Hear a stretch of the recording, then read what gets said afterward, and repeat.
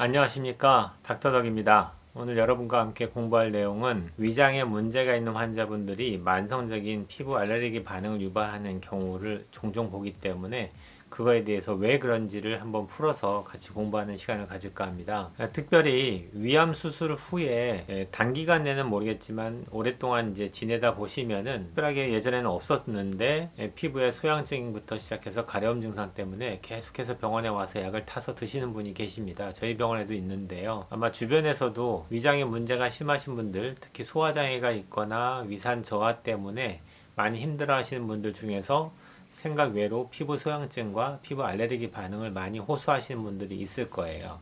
그게 왜 그런지 오늘 이제 자세하게 설명을 드리고 어떻게 하면 이걸 해결할 수 있는지 같이 공부해 보는 시간을 갖도록 하겠습니다. 우선 이걸 공부하기 위해서는 위장의 기본적인 생리를 아셔야 됩니다. 위장에는 이쪽에다 제가 올릴 건데요. 위장에는 모양에 따라서 이제 아주 진한 갈색으로 보이고 있는 그 부위에서는 우리 몸에서 필요한 여러 가지 효소와 펩신이라는 소화 효소와 위산을 분비하게 되고요.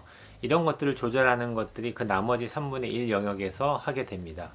좀 더 구체적으로 설명을 드리면은 여기 보시는 녹색 세포에서는 위산을 분비하는 역할을 하게 되고요. 그 옆에 보면은 밑에 보면은 보라색 세포에서는 우리 몸에서 필요한 여러 가지 음식물을 분해하는 효소를 분비하게 됩니다. 이것들을 컨트롤하는 세포들은 그 위장 바로 밑에 있는 그 12지장으로 넘어가기 바로 직전에 있는 그쪽 부위에서 그걸 조절하는 호르몬들이 나오게 되죠. 가스트린 호르몬이라든지 소마토스타틴이라는 호르몬들이 나오게 되는데, 아무튼 일반인들은 거기까지 모르셔도 되는데, 아무튼 위장 중에서 상부 3분의 2 부분을 수술하셔서 많이 없는 분들은 당연히 그쪽에서 분비하는 효소와 산을 분비할 수 없기 때문에 전체적인 소화에 관련된 문제들이 생길 수밖에 없습니다.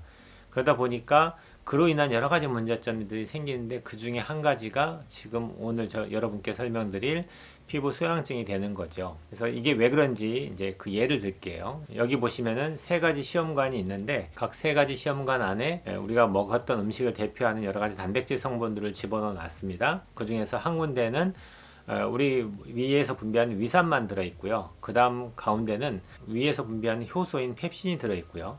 그 다음 마지막 시험관에는 펩신과 위산을 같이 섞어 놨습니다. 잘 보시면은 염산만 들어있는 곳, 위산만 들어있는 곳에는 거의 음식이 녹지 않았는데, 소화 효소가 들어있다 보니까 펩신에는 좀 반 정도 녹았죠.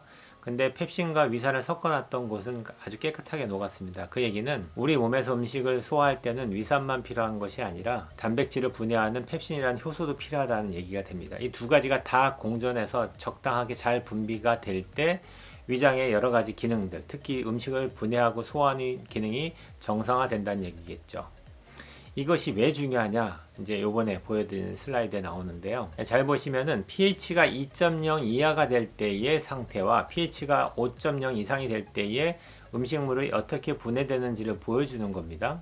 우리가 먹는 음식 안에는 단백질 성분이 있는데, 이 성분이 pH가 2.0이 떨어질 때는 얘를 분해하는 것들이 아주 잘게 잘 쪼개지기 때문에 우리가 얘기하는 알러젠 면역 반응이 일어나게 되는 그런 것들이 많이 줄어들게 되고요. pH가 올라감으로 인해서 분해되지 못하는 단백질이 생기면서 그 단백질 덩어리들이 위장관을 거쳐서 소장, 대장을 넘어가면서 얘가 알러지 반응을 유발할 수 있다라는 아주 중요한 슬라이드가 됩니다. 이것만 보시면은 당연히 면역 반응이라는 게 일어날 때 우리가 충분하게 소화되지 않은 음식들이 소장과 대장으로 넘어갈 때와 충분하게 소화된 상태에서 넘어갈 때가 우리 몸에서의 반응이 달라집니다.